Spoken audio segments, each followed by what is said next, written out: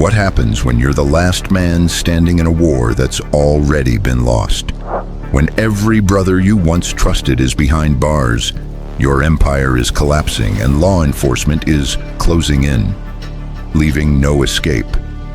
April 8th, 2025, Howick, Auckland. The quiet suburban streets of East Auckland erupt with flashing lights and sirens. Police from New Zealand's National Organised Crime Group swarm a modest home. Inside, a 36-year-old man, the national vice president of one of the most feared outlaw motorcycle gangs in the world, realizes his time as a free man has come to an end. But this wasn't just another arrest. This was the capture of the last remaining Comanchero's leader in New Zealand, still walking free. The final domino to fall in a years-long campaign that would dismantle an international criminal empire. The rise of the Comancheros. Originating in Sydney, Australia, the Comancheros began as a motorcycle club, but quickly evolved into a violent transnational crime syndicate. Their operations spanned meth and cocaine trafficking, money laundering, weapons smuggling, and contract violence. Their expansion into New Zealand was their boldest move and their greatest mistake. Everything began in 2016 with Australia's now infamous Section 501 deportation policy, which expelled foreign-born criminals back to their countries of birth. Among those deported was Pasilika Naufahu, a senior Comanchero sergeant-at-arms.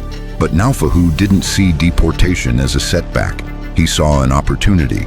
He understood that New Zealand's gang landscape, dominated by traditional groups like the Mongrel Mob and Black Power, lacked the international connections and sophistication that the Comancheros could offer.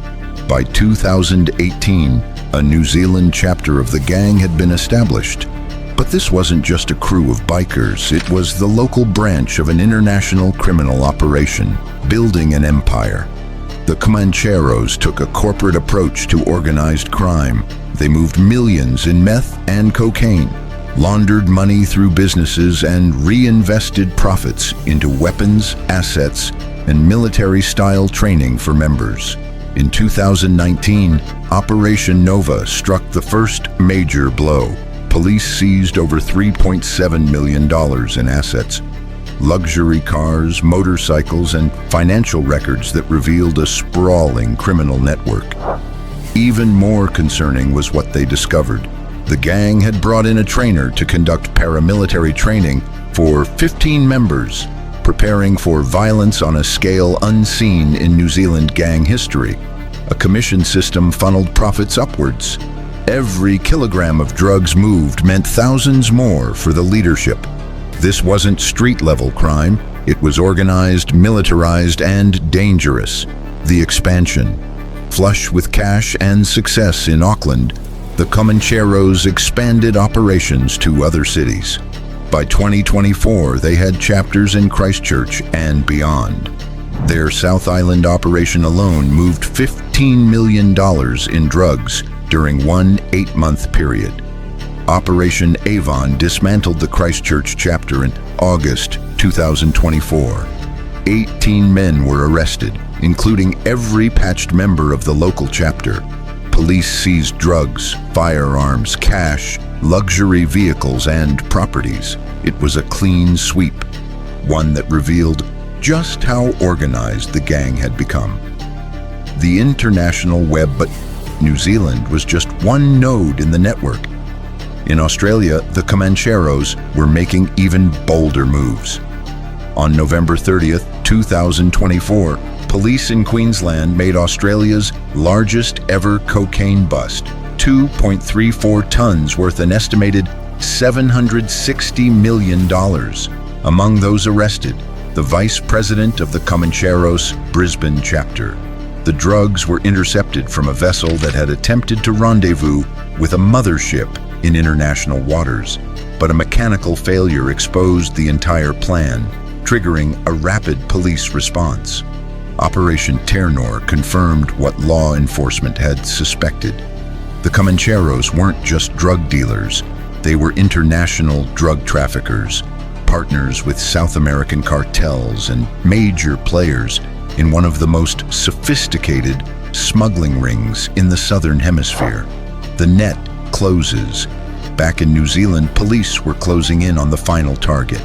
The national vice president, a man who had evaded capture while his gang crumbled around him. By 2025, 137 charges had been filed against the Comanchero's New Zealand members, including leaders, patched members, and prospects. Their hierarchy had been shattered, their assets frozen, their roots exposed. Yet this final man remained free until April 8, 2025, when police arrested him in Howick, East Auckland. He was charged with importing methamphetamine via the port of Tauranga in December 2024, importing cocaine earlier in 2025, participating in an organized crime group. This wasn't a low-level dealer.